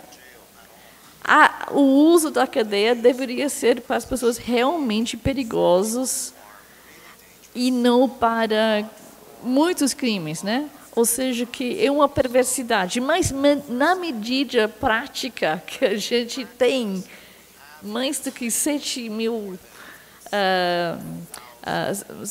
mil presos aqui no Brasil, esse é o problema, que as pessoas que tentam trabalhar em termos práticos sempre vai ouvir essa crítica de abolicionistas. E eu não consigo resolver esse paradoxo, mas a motivação dessa pesquisa de Cambridge, essa metodologia, era basicamente de mostrar esse paradoxo, porque mesmo que dentro de um clima punitivista, todo mundo exigindo penas mais severas, um tratamento mais brutal para os presos, quem trabalha lá dentro não quer isso. Porque os nossos agentes penitenciários trabalham com uma população carcerária com muitos problemas de saúde mental, com viciados em drogas. Então, o perigo é muito presente para aquele agente que entra na penitência no dia a dia. Mas eu sei que são dois elementos. Então, eu acho que todo mundo aqui acredita que a gente tem que trabalhar em termos práticos e termos estratégicos. E o abolicionismo, claro, uma estratégia abolicionista e estratégica que tem que ser uma meta final. E só para concluir, essa questão de metas e gerencialismo que você levantou, eu acho que, bom, então, você sabe que eu odeio essa linguagem de gerencialismo. E se faz de uma maneira bem mecânica. Vamos colocar metas para a nossa polícia. Vamos colocar metas para o desempenho do sistema penitenciário. E essas metas, se eles não estão baseados em valores e os resultados e impactos eventuais na população cliente, digamos, criam uma série de incentivos perversos. Metas para a polícia resultam em muitas prisões desnecessárias das pessoas mais indefesas da população, porque o policial é premiado pelo número de pessoas presas. Então, obviamente, ele vai atrás do coitadinho lá na rua, e não do grande traficante, por exemplo. As metas dentro de um sistema penitenciário podem não ter nada a ver com valores. Então, o que mais me interessa nesse trabalho de Cambridge é exatamente a centralidade do valor de dignidade e o tratamento decente da pessoa humana. Porque você pode usar essa linguagem de procedimentos, de práticas, de metas, e não tocar em nada essa questão filosófica central, que é um valor filosófico, basicamente, que cada um tem que ser tratado com decência. Isso. Ok. Bom, eu me considero, isso faz parte da resposta, não é uma declaração assim para. Eu me considero significativamente abolicionista e significativamente anarquista, porque entendo que que essas coisas se completam, que não haverá uma verdadeira condição de uma abolição do sistema punitivo, sem também uma reforma nas estruturas sociais de maneira significativa. Mas trabalho, claro, com a realidade, né? Ou seja, se faz várias eleições que eu venho anulando meu voto, e já cheguei a viajar quilômetros para chegar a tempo de anular meu voto, porque eu gosto de ir lá e anular. E eu não voto em branco, eu gosto de digitar um número errado e confirmar, porque isso mostra o que eu quero mesmo, o que eu quero fazer eu anular. Né? Essa eleição eu não vou fazer isso. Ou seja, a gente tem que trabalhar com a redução de danos. Né? Então, com isso, só estou dando essa informação para dizer assim, eu confio e acredito que a justiça restaurativa é uma estratégia importantíssima para nós alterarmos um sistema punitivo, né, e uma cultura punitiva. O que precisamos, sim, é de uma efetiva e séria realização dos projetos de justiça alternativa. O que é complicado nesse país, dadas as nossas tradições inquisitoriais. Né? A própria, digamos, o próprio ensaio, né, para uma mudança paradigmática, que começou com juizados especiais criminais, ele foi frustrado em muito, porque ele está contaminado pela nossa lógica inquisitorial. Falando um pouco de direito penal, a gente fica estudando aí que nós temos um sistema acusatório misto, que é nada, nós temos um sistema escancaradamente inquisitorial. E daí nós vamos passar para o outro lado, que é a questão das resoluções. Então, doutor Gerder, né? Sim, eu concordo que essa importância, e como as resoluções diziam muito também. Tanto é que foi o mesmo, quer dizer, foi o mesmo órgão, mas não a mesma composição, provavelmente, e com certeza não foi o mesmo conselheiro, aquela resolução que diz que o juiz é o presidente natural, e depois vem uma outra resolução que modifica bastante. Né? Por isso eu acho importante que tenha aqui nas propostas do LAGPEN, tenha revisão do papel do CNPCP, com alteração de sua composição para assegurar a participação social, representação, mandato e diversidade adequados para um conselho de âmbito federal de uma política pública, incumbindo de caráter normativo regulatório e propositivo de linhas de ação a serem financiadas pela União. Quer dizer, essa modificação ela é muito importante, por quê? Porque nós precisamos combater também a má-fé institucional. O que é a má-fé institucional? Eu estava procurando aqui, o senhor estava terminando de falar e parecia que eu estava disperso. Não, eu estava procurando aquela notícia recente da resolução do CNPCP que eliminou a exigibilidade de espaços para trabalho, educação. Essa vai pegar, essa todos os juízes vão fazer cumprir. Agora, todas as resoluções de caráter garantista que o CNPCP fez, e que nós tivemos muitos avanços interessantes, ou muitas declarações interessantes, essas não pegavam por quase ninguém, por causa dessa má-fé institucional que nós temos e dessa cultura, né, inquisitorial, punitivista.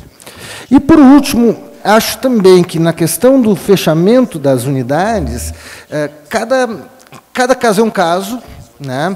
Cada estado é um estado. Eu posso dizer que, nos 20 e poucos anos que eu trabalho como pesquisador, né, e como docente, e com relações no sistema prisional do Rio Grande do Sul e de Pelotas, nós não enfrentamos, no Rio Grande do Sul, os mesmos problemas que colegas enfrentam, por exemplo, em São Paulo, em termos de pesquisa, na questão em que o comitê de ética virou um elemento para barrar, e é absurdo que o comitê de ética seja localizado na secretaria, uma falta de ética, esse comitê de ética lotado lá, porque ele não pode, ele não tem, não é ético que ele julgue aquilo que ele mesmo quer esconder.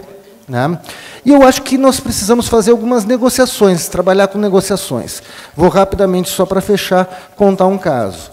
Né? Sim, para nós, os servidores penitenciários são importantíssimos. Tanto que, para quem não sabe, o GITEP de Pelotas é responsável pela pesquisa pioneira sobre encarceramento e prisionalização dos servidores penitenciários, que foi feita em 1999.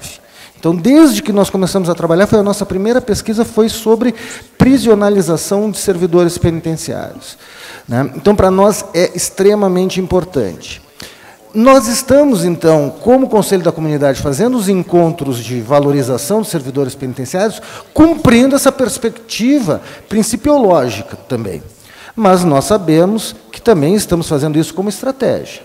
né? Que nós também precisamos atendê-los num determinado nível para que eles se sintam confiantes que nós possamos entrar. Nós temos que dizer que nós não temos medo. Quando nós fomos visitar a ala que era chamada informalmente de RDD no presídio, que era uma ala que ficavam os castigados e tudo mais, primeiro, quando a gente tentou visitar a primeira vez, a diretora alegou falta de segurança. Daí nós não fomos, botamos no relatório. Daí ela ficou brava que a gente botou no relatório e chamou de RDD. Daí a gente disse, a gente trabalhou com as informações que a gente tinha. A senhora não quis que a gente fosse ver. A gente não deu carteiraço, a gente pode ir porque a gente aconselha, porque está na lei, né? Daí, na visita seguinte, ela deixou ir. Nos avisou que lá também tinha célula dos tuberculosos, né? E que a gente não tinha máscara para nos colocar. Nós vamos. Se pegar tuberculose, a gente trata, né? Chegamos lá, a célula dos tuberculosos estava vazia. Claro, foi uma estratégia dela tentar nos impedir. Então, a gente tem que enfrentar, também fazer esse combate político. Claro que, em determinados contextos, vai ser mais fácil, em outros vai ser mais difícil, né? Mas, com isso, eu acho que sim, dá para a gente enfrentar esse fechamento. Mas também a gente vai ter que dizer o seguinte, eu não tenho, entre aspas, medo. Nós estamos entrando hoje em todas as galerias das facções, né? Porque a gente nunca chegou lá dizendo assim, eu tenho medo de entrar em galeria de facção. E nós sabemos que preso, né, recepciona bem quem quer levar direito para eles. Boa tarde, mais uma vez, e para essas conclusões tem alguns aspectos que é importante a gente cuidar. Quando a gente fala das instituições totais, como foi apresentado pela pastoral, é bem importante a gente considerar que elas foram obras humanas. Quando a gente fala dessas instituições de perversidades, de exclusões, de torturas, são os humanos. E elas estão num marco histórico, social e político de suas construções. E se nós somos humanos, nós podemos transformar essa realidade e construir outras formas de relações. E às vezes é muito cuidadoso a gente falar que vamos levar a humanização para o cárcere, como se tortura, formas degradantes não fossem também do humano.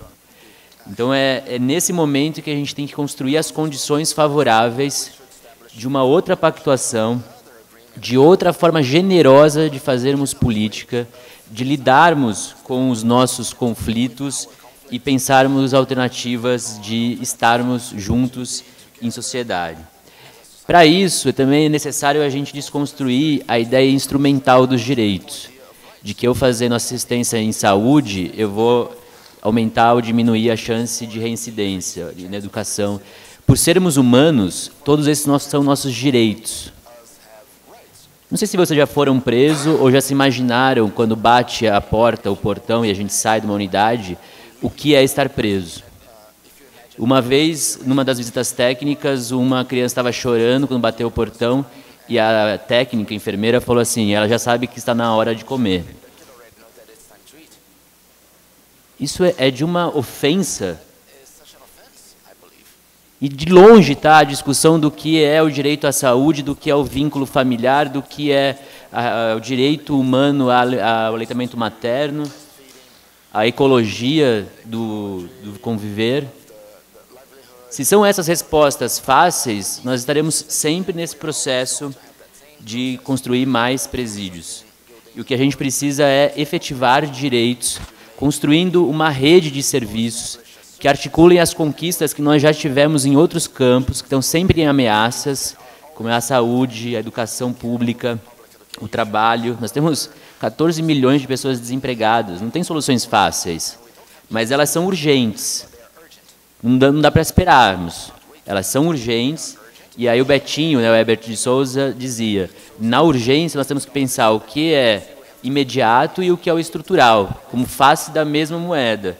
E é nesse propósito que a gente tem que caminhar junto, pensando como superar essas desigualdades, pactuar com os diferentes setores, sermos generosos, mais uma vez afirmando, de conversarmos com os outros campos dos saberes. A saúde avançou na sua forma de fazer pesquisa. Tem comitê de ética na Secretaria da Saúde? Tem. Os serviços em saúde têm mecanismos de controle social. O Comitê de Ética tem membros da sociedade civil, a Associação de Bioética, a Pastoral Carcerária, os organismos de entidades sociais. Agora, como é que a gente constrói esse controle social em diferentes instâncias? Existem nas secretarias, algumas delas, os conselhos de políticas penitenciárias, assim como tem o CNPCP nacional. Pergunta, quanto em São Paulo eles se reuniram nos últimos 5 anos? Nenhuma vez.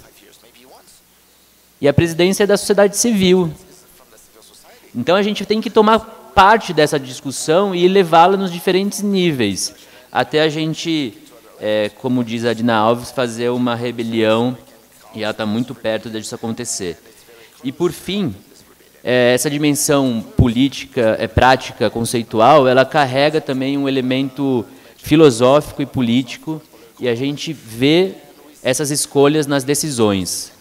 Quando das resoluções, a gente vê resoluções em que pegam, como essa das regalias, e as resoluções que estão distantes da vida cotidiana dos operadores do direito e dos serviços públicos.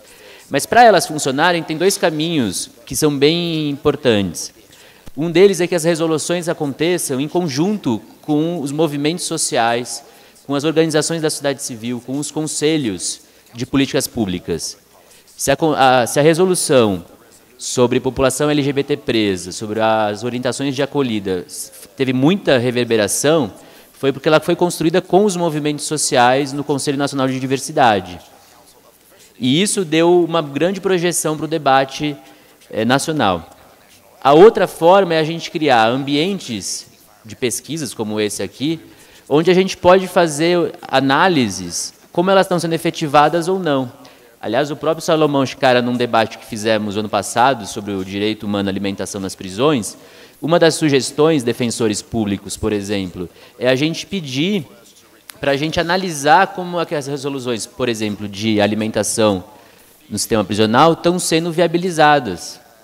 E aí, quando a gente tem informações como elas estão sendo asseguradas ou não, a gente faz comunicação, a gente divulga os resultados, faz uma coletiva de imprensa, mostra quem são os estados que estão mais próximos de atingir aquelas metas.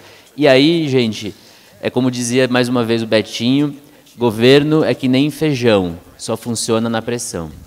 Um abraço.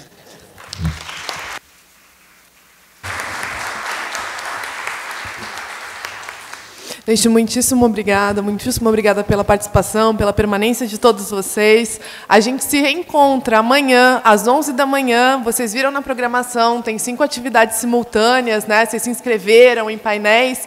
Então, a gente se reencontra amanhã às 11, seguimos o dia juntos para continuar pensando sobre gestão de políticas penais. Até mais. E aqui fora, gente, lançamento de livros, coquetel. Seguimos juntos hoje também.